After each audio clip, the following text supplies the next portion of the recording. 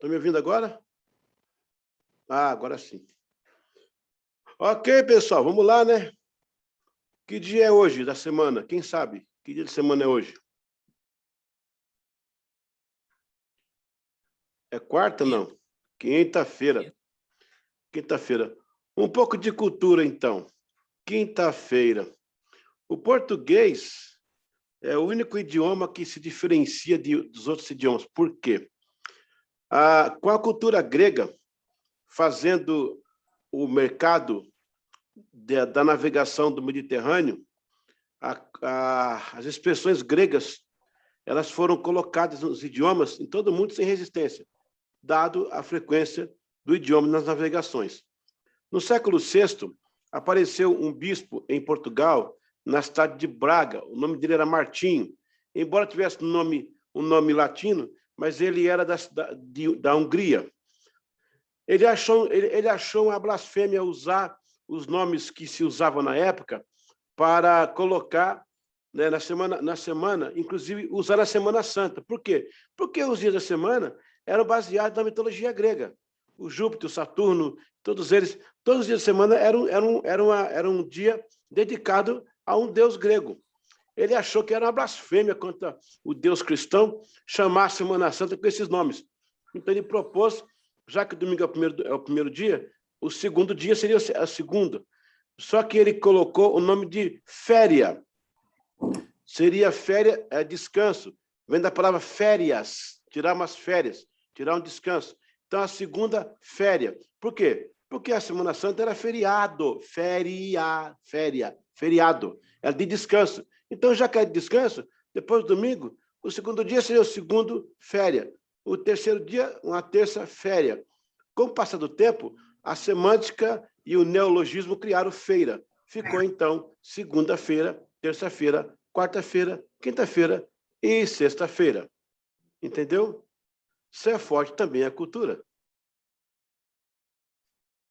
Isso torna a língua portuguesa diferente de todos os idiomas em questão dos dias da semana. Ok? Tá aí. Isso foi no sexto século da nossa era. Ok, vamos em frente, então? Todo mundo está aí, né? Quem está faltando? Eu acho que todo mundo está, né?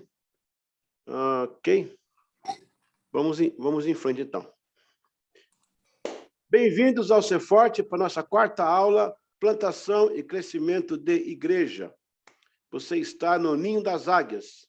Você está na Pedra Etite, ok? De excelência. Hoje vamos para a quarta aula, vamos adentrar mais um pouquinho no assunto, explorando a questão da visão em torno do crescimento de igreja. Teremos um tempo hoje também de analisar uma ideia da SWOT dentro do crescimento da plantação de igreja e, consequentemente, do crescimento também, né? A gente vai já ao nosso material de apostila. Quem tiver aí o material ou quiser acompanhar aqui na tela, depois você pode ver com calma em casa. Vamos, então, já ganhar tempo aqui na tela. Pronto, vamos lá. Deixa eu colocar meu cronômetro aqui para mim não me perder. Vocês estão vendo aí direitinho? Todo mundo está vendo? Ok? Está vendo, né? Alguém fala um sinal que está vendo, tá? Tá vendo? Tá, ok, beleza. Era isso. Deixa eu pôr aqui no cronômetro. Ok. Vamos iniciar. Muito bem. Aula número 4, então, plantação e crescimento de igreja. Deixa eu ver aqui, espera um pouquinho. Pronto. Espera aí um pouquinho. Hoje a nossa aula vai ser sobre Jesus e a conexão transformacional. Jesus sempre vai ser, gente, a nossa base, né, para entender essa questão transformacional. Ele veio ao mundo numa missão de concretizar o sentimento de Deus, que era a transforma, pegar essa forma do pecado e transformar numa forma de santidade. Então, Jesus vai iniciar esse projeto, ele começa a plantar a igreja, ele sozinho começa a plantar a igreja. Então, ele foi um agente transformacional. Olha só, Jesus nasceu em uma comunidade que necessitava ser transformada. Tem um áudio aberto aí, procura saber quem está com o áudio aberto aí. nasceu em uma comunidade que necessitava de ser transformada. Ele chega no momento em que a Grécia detinha o pensamento, a Roma detinha a espada. E os povos estavam todos imergidos, né, em várias religiões. O midraísmo, o zoroastrismo, as religiões egípcias tomava conta da mitologia do mundo inteiro. E alguma coisa parecida com a igreja. Por exemplo, você sabia que a ressurreição já existia? Quer dizer, não acontecia, né? Era na mitologia. Quando, por exemplo, vou dar só um exemplo, tá? Quando Osíris se afoga no mar, a Ísis essa é a mitologia egípcia. A Ísis vai resgatá-lo. E aí ela faz com que ele se ressuscite, mas algumas partes do corpo, não todo. Toda a ressurreição que tem na mitologia do mundo é em partes. Aí vem Jesus e ressuscita no todo. Portanto, a igreja veio para transformar aquela sociedade, né?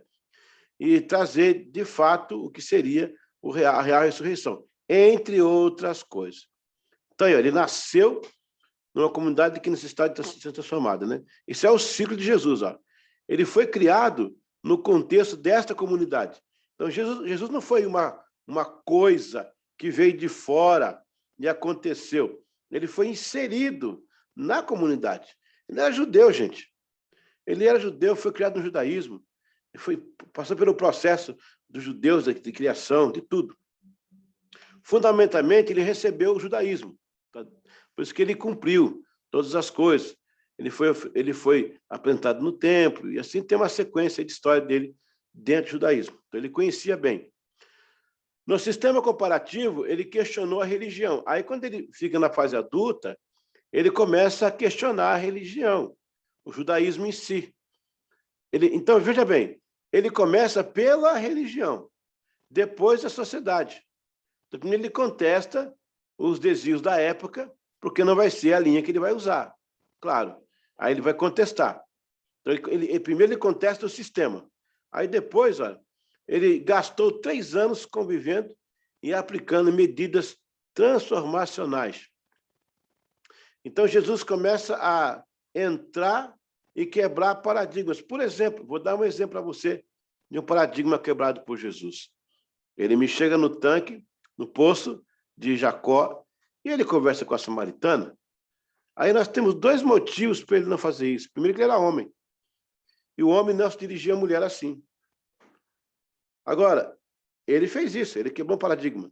Outra coisa, ele vai e ele, assim, como homem, ele recebe aquela mulher como judeu, sendo ela samaritana. E os samaritanos não se davam com Israel pelo fato da miscigenação pós-exílio, que Israel entendia que a Samaria, que era a capital do Reino do Norte, fora invadida por povos estrangeiros que se diziam israelenses e não eram, ou judeus e não eram. Então, eles tinham uma rixa por causa disso aí. Jesus me quebra 2 paradigmas aí. Então, ele vai... Outra coisa, ele fala assim, ó, o que disse a lei, os profetas de Moisés? O que disse o Antigo Testamento? Disse assim. Aí ele falava assim, ó, ok, o Antigo Testamento falou assim, mas eu falo assim, ó. Aí ele quebrava, como se ele fosse a própria Bíblia. E isso irritava as pessoas. Então, põe na cabeça uma coisa. Se você quiser fazer algo transformacional, você vai irritar alguém. Porque você vai ao contrário do que estão pensando, desde que o que você pensa esteja under the word of, esteja embaixo da palavra de Deus. Que o que você está propondo seja algo baseado. Então, aí você pode ter mais sucesso.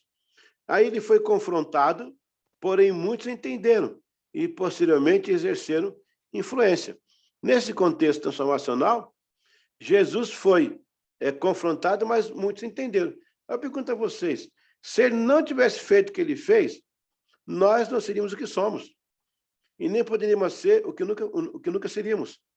Então, ele vem, nasce no contexto daquela comunidade, ele choca a primeira religião, depois ele choca o povo, ele vai quebrando os paradigmas. Gente, está cheio disso. Ó. Ele vai jantar na casa do publicano. Ele recebeu, Zaqueu recebeu na casa dele. Olha que afronta para os... Primeiro porque Zaqueu, ele era o leão, né? Era o leão daquela época, era a Receita Federal. O pessoal detestava a Receita Federal. E Jesus vai almoçar com esse cara, jantar. Olha o problema.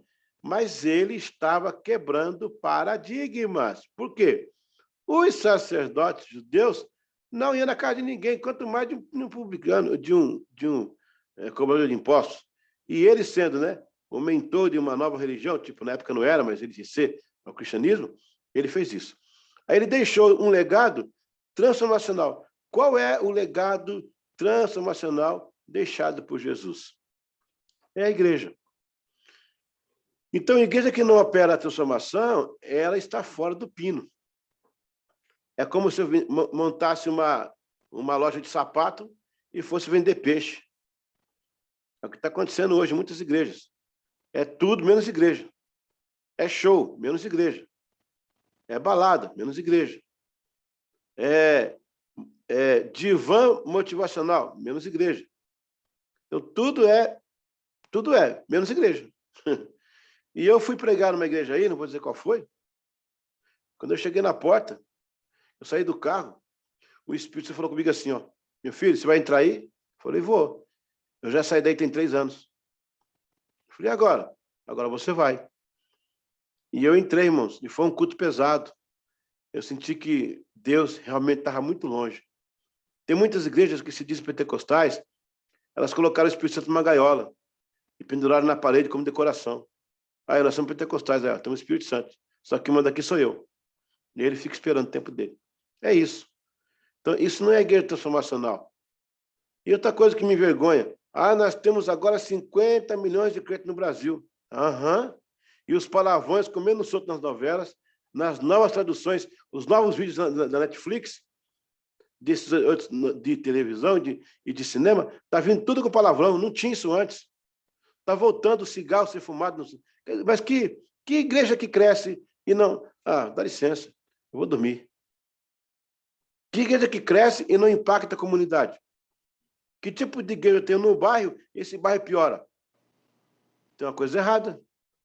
O Tico e o Teco aí não está batendo nenhum dos dois.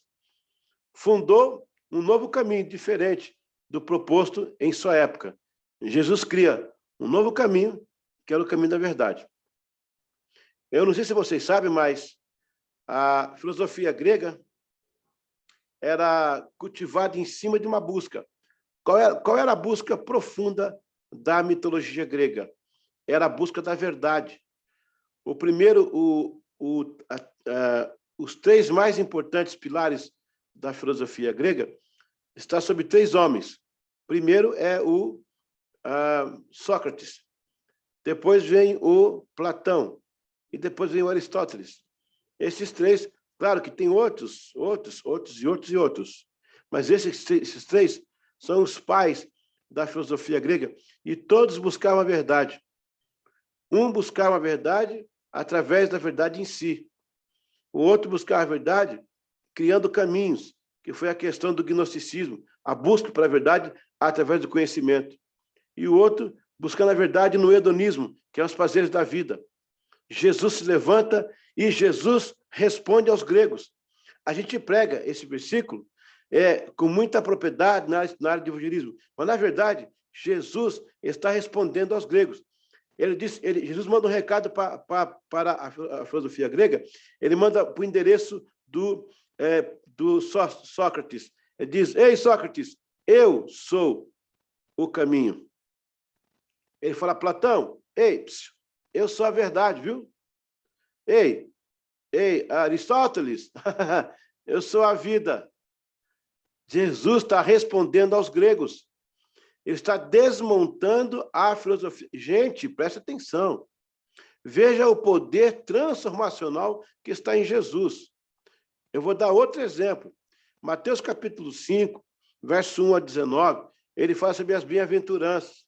Bem-aventurados que choram porque serão consolados. Na verdade, as bem-aventuranças aparecem na Vulgata a partir do século IV, quando Jerônimo vai interpretar a Bíblia para a Vulgata Latina a mando do Papa Damásio I. A palavra original aramaica não é bem-aventurados, é sejam felizes. Jesus está dizendo, sejam felizes os que choram, porque serão consolados. Espera aí, a filosofia grega falava o contrário.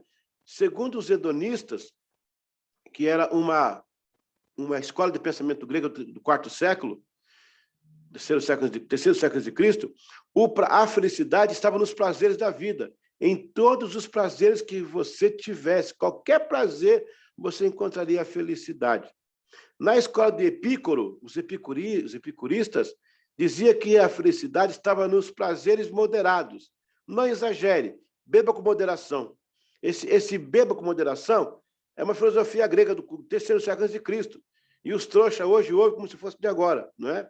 O analfabetismo histórico é um problema. Então, beba com moderação. Era a ideia epicurista. Jesus, Wesley, ele fala ao contrário. Ele fala, não é no prazer que você vai ter felicidade. Não é no prazer moderado. Se eu for a sua felicidade, você vai ter prazer no choro. A sua felicidade está no sofrimento, porque eu resolvo o teu sofrimento e a filosofia não resolve. Jesus disse, se você chora comigo, você vai ser consolado. Então, ele vem, gente, desmontando todo um esquema já feito pela filosofia, pela espada, pela cultura, e ele vem quebrando todos os paradigmas. Se você não quebrar os paradigmas do seu bairro, você não consegue estabelecer como igreja. Ou então, você torna-se igual a eles. Esse que é o problema. Próxima página. Aí nós vamos ter diretamente a Guerra de Atos como um agente transformacional. Primeiro você vai ter no capítulo 2 de Atos a descida do Espírito Santo. Olha só, é essencial e primordial numa igreja transformacional. Alguém discorda de mim aí? A gente não precisa do Espírito Santo? Não, né? É só decoração. Se ele quiser, ele pode vir, não é isso? A igreja depende totalmente, 100% do Espírito Santo. Uma igreja que não tem Espírito Santo, é melhor fechar as portas, colocar uma cruz e dizer, aqui morreu o Espírito Santo.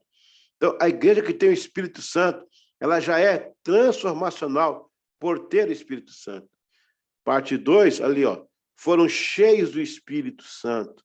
Olha que bonito, gente. Até então, o Espírito estava sobre.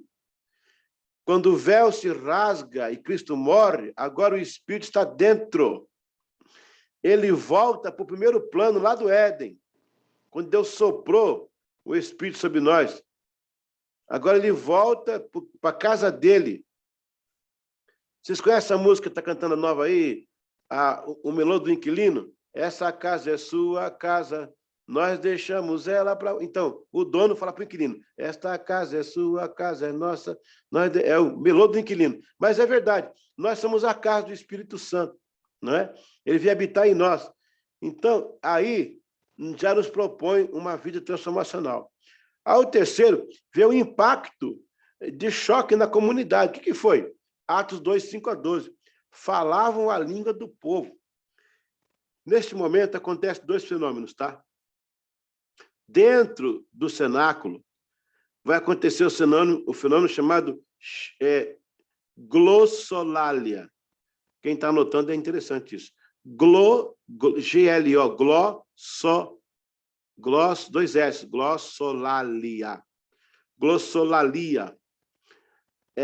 Quando Deus usa o ser humano na linguagem espiritual dos anjos, na língua estranha dos anjos. Quando eles saem lá fora e começam a pregar, diz a Bíblia que Jerusalém era um palco internacional. Gente de todas as nações estavam ali. E eles pregam e as pessoas ouvem nas suas próprias línguas. Aí acontece o xenolalia, com X, xenofóbio, xenorbio, entendeu? Xenolalia. Quando Deus usa a pessoa na linguagem de um idioma que ele não conhece. Xenolalia. Aonde eu tenho aí um ponto... Gente, essa aula é muito rica, hein? Essa aula é muito rica. onde tem aí um fator transformacional. Alguém lembra de um momento na Bíblia em que teve um ajuntamento de pessoas que falavam em várias línguas? Sim, lá na Torre de Babel. Só que agora vamos ver aqui, ó. A Torre de Babel era o ser humano indo ao céu, em rebeldia, contra o mandamento de Deus de se espalhar. O Pentecoste era o céu descendo sobre o homem. Olha que lindo, gente. A Torre de Babel era o homem indo ao céu em rebeldia. O Pentecoste é o céu vindo à terra em obediência. Olha que lindo isso aí. Na Torre de Babel, o povo se separou porque não entendia os seus idiomas. Deus confundiu. No Pentecostes, eles falavam a linguagem do povo e o povo entendia. Então, o Pentecoste, ele substitui Babel numa ação transformacional. Tatiane, pode falar.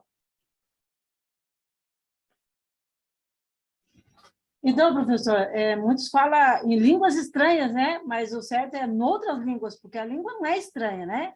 Que nem na Torre de Babel lá, que Deus fez eles falar em várias línguas diversificadas para eles não conseguirem se comunicar. Exato. É uma forma de linguagem que o pessoal usa falar isso. Mas o certo é língua dos anjos, ou línguas espirituais. A grosso modo, é estranha, mas porque você não conhece, né? Mas a língua, você está certo, é língua dos anjos, línguas espirituais. Mas você entendeu o profundo da coisa aí? A Pentecostes substitui Babel e cria uma ação transformacional na Terra. Que legal.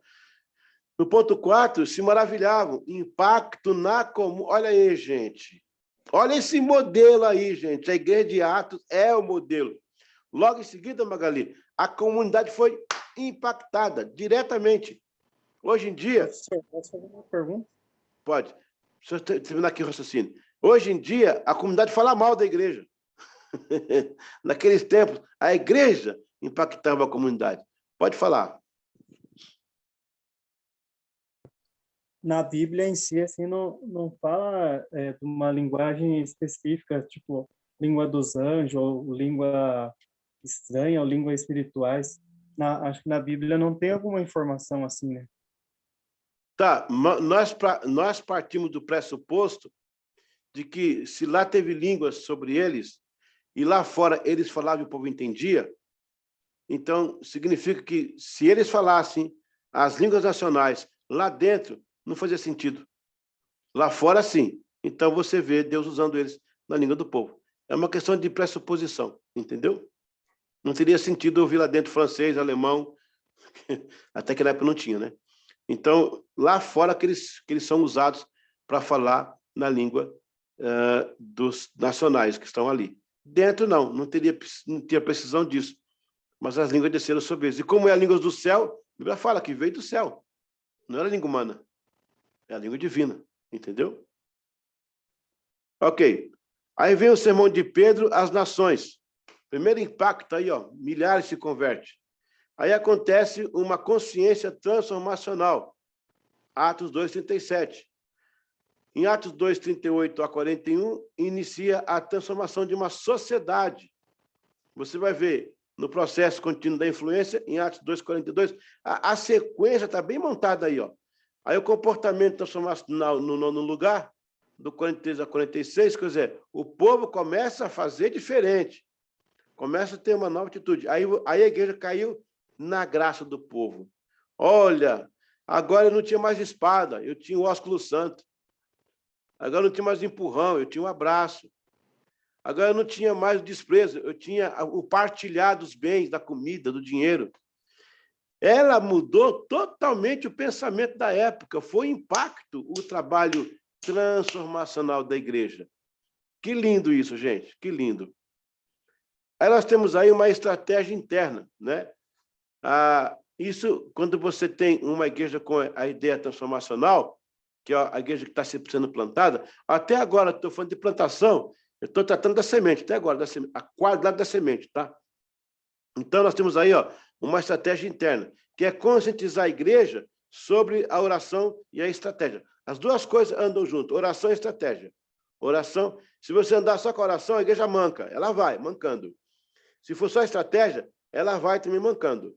Mas você vai com a oração, a estratégia, ela anda equilibrada, igual o ser humano. Mas você andar com a perna só, tipo saci, vai pular, né? Quando você coloca as duas pernas, você anda equilibrado. É a oração e a estratégia. Então, o que eu faço para estabelecer um conceito de igreja transformacional? Identificar a questão espiritual territorial. Aí, quais são os espíritos regionais? Por exemplo, no seu bairro, o que mais acontece lá? Tem qual que é o pecado mais comum lá? É mais droga, é mais assassinato, é mais adultério? Tem um pecado lá que sobressai. Ali, eu conheço uma região em São Paulo que só tem bêbado. Só tem bêbado. Tem 20 bares, a rua é cheia de bêbado. Ali no posto 11, no posto 12, na verdade. Então, não sei se mudou, mas na época que eu conhecia lá, só dava bêbado. Se você passasse andando sóbrio, você saiu numa outra rua já bêbado, só pelo cheiro na rua. Só encheirar a cachaça daquele povo. Meu Deus. A gente tinha uma congregação, ela teve que fechar. Meu pai foi negociar com o dono do bar para fechar o bar um pouco mais tarde, por causa do culto. Porque fechava o bar, vinha 20 bêbados para o culto. Imagina um culto com 20 bêbados. Não tem como fazer culto, gente. Então, quais são os espíritos regionais aí? A Tatiana está rindo lá. Mas é verdade, era engraçado. Então, quais são os espíritos regionais aí? Quais os problemas frequentes e repetidos na comunidade? É só assistir a alerta geral. Para identificar melhor. Não precisa nem orar mais. Só para assistir esse programa policial que você vê o que tem mais nesses bairros, né? Misericórdia. Estabelecer alvo de oração. E outra coisa, se você mora num bairro desse, glória a Deus. Deus te plantou aí para ser um agente transformacional. A sua vida vai poder tocar muitas vidas. Estabelecer as caminhadas de oração. Eu vou voltar nesse ponto aí com uma aula especial, tá? Sobre essa caminhada de oração. Senão, vai ser a número 11, se não é por esperar, coisa maravilhosa. Estabelecer GECEL na região, porque o foco de GECEL inibe a atuação do pecado. Nós temos relatos de GECEL que foram implantados em áreas de drogas e as drogas diminuíram. Porque a presença daquele grupo, né, trouxe ali, glória a Deus, esse momento de quebra, de maldição naquele local. Estabelecer diligências de oração, que está ligada à caminhada que eu vou explicar na aula 11.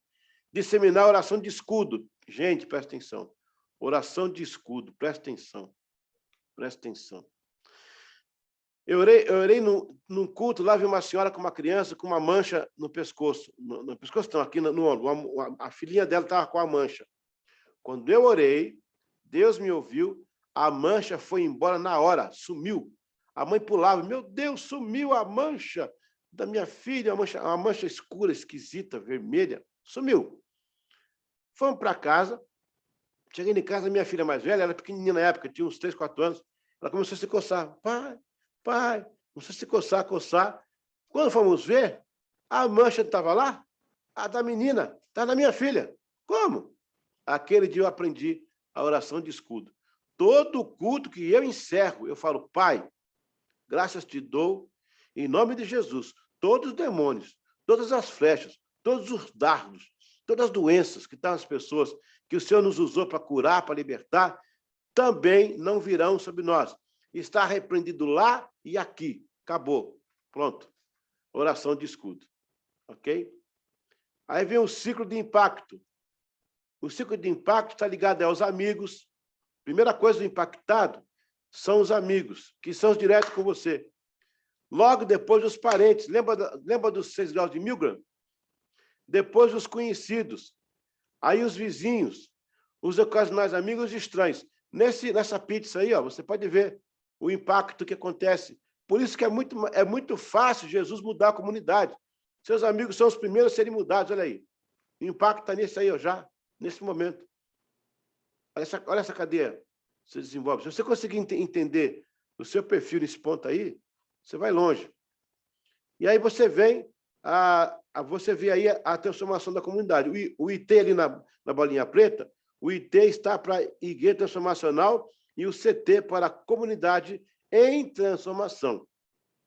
Na Igreja Transformacional, a primeira coisa que você vai começar é com a mensagem. A mensagem, ela vai ser seguida de atitudes. A atitude vai determinar o comportamento. O comportamento vai influenciar. A influência leva à transformação. Dá-me o que tu tem. Me dá dessa água que você bebeu. Aleluia. E aí, na comunidade transformacional, eu tenho o confronto com o pecado, com a situação. Eu vou encontrar uma resistência, mas vai haver digestão, a semente vai germinar, vai acontecer a ação de Deus, e aí, com certeza, virá a transformação. Portanto, eu tenho 3 fases nessas ações. Muito importante isso aí. Ó. A fase dedutiva, você não tem ideia do que vai acontecer naquela comunidade, quando você pregar, quando você plantar a igreja, você tem deduções. Depois que você chegou, entendeu, você começa a indução, no bom sentido, não é induzir, na palavra pejorativa, né? Mas a indução do bom sentido, que é o contato com a comunidade, disseminar da palavra. E aí a instrutiva, havendo abertura para estar preparado para lidar com as questões sociais, sempre nivelando para a instrução bíblica e social. Trazendo aquela comunidade, você olha e você deduz. Uma vez que você deduz, você induz. Uma vez que induz, você instrui. E daqui a pouco essa comunidade está tocada por aquele momento. Aí você tem aí, ó, a igreja transformacional. Deixa eu diminuir um pouquinho isso aqui, para melhorar a nossa visão. Onde é que está aqui a diminuição? Aqui, achei. Vamos lá, ok. Aí você tem uma cosmovisão da igreja transformacional. O IT está no meio aí, que é igreja transformacional. Aí eu tenho a macrocomunidade. Você consegue ver quando eu passo o cursor aqui? Consegue, né? Aqui é o cursor, tá vendo, né? Então, aqui eu tenho a macrocomunidade, macro. Eu tenho a média, eu tenho a micro. A microcomunidade são os pastores, os líderes, os oficiais. Essa é a microcomunidade. A média comunidade são os membros ativos, os convidados e os congregados que participam da igreja. A macrocomunidade são os vizinhos, o comércio, os vizinhos dos amigos, os próprios crentes, os amigos, os estranhos, os conhecidos. Essa é a visão que você tem que ter da comunidade que você está trabalhando ou operando. E aí você tem os focos de influência. A família, são 4 focos de influência, preste bem atenção. A família, o trabalho, os amigos e a escola. Esses 4 pontos de influência são fundamentais para estabelecer uma igreja transformacional.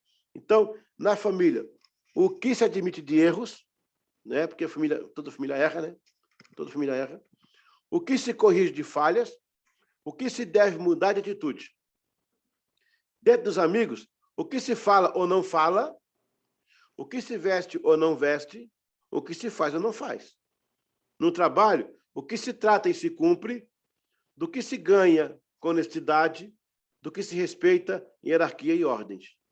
Na escola, com quem se anda e se anda ou não anda, o que se aprende, com quem se aprende, do que se influencia ou não. Então, olha, se a igreja trabalhar esses tópicos, ela vai ter uma igreja transformacional.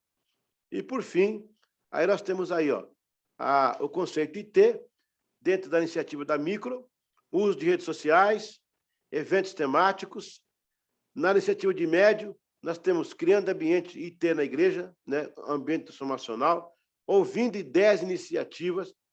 E na iniciativa macro, na macro iniciativa, eu tenho atitudes pessoais, atitudes indutivas e os eventos comunitários.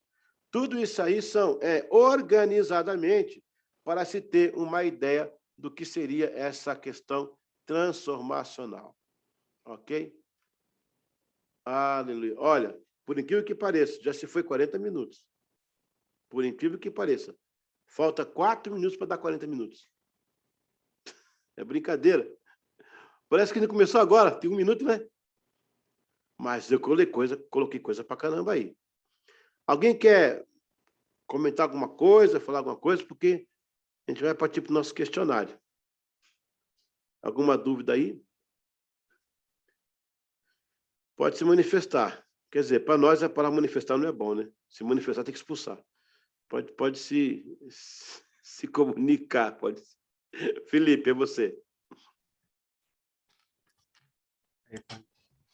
Pastor, é bem interessante que o senhor falou ali do escudo. É porque, às vezes, a gente acha que é só a gente orar para curar, ou a gente orar para que a pessoa seja liberta, expulsar o demônio, mas a gente não tem os olhos assim focados, que às vezes a gente está expulsando ali, e o diabo expulso pode ir na nossa casa fazer a festa lá. Se ele encontrar a brecha... Se encontrar brecha. Por isso que quando a gente ora, que nem o pastor falou ali, que expulso daqui, que também não pega na minha família, e quando a gente ora assim na igreja, que a gente sente aquela pressão demoníaca que está sendo expulsa, pelo menos a gente sempre pede para Deus proteger os lares, as pessoas que estão, dos familiares que estão em casa, porque o diabo sai dali, encontra a brecha nas casas dos irmãos, e daí já viu. Verdade. É bem interessante isso que o pastor falou. Faz parte de uma guerra transformacional. Pessoal, nós vamos ter que abrir outro link para voltar a fazer uma revisão na matéria e aplicar o questionário, tá certo? Então, falta aí, 2 minutinhos, não vai dar tempo de eu passar para vocês as 4 perguntas. Então, eu vou sair do link e vou retornar. Continua aí, não sai para lugar nenhum, fica aí que já volto logo em seguida com vocês. Até daqui a pouco. Vamos lá.